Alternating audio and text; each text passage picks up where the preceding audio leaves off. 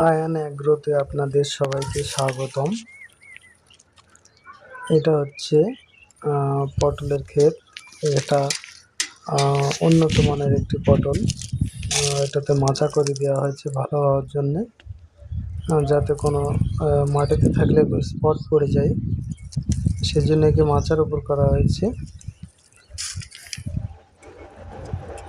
ফুল জালি সব চলে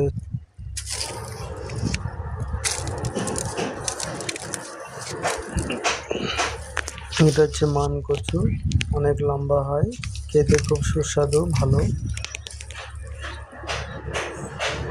অনেকটাই ভালো। এদিকে পটলের ফুল জালি সব চলে এসছে, সুন্দর হয়েছে পটল।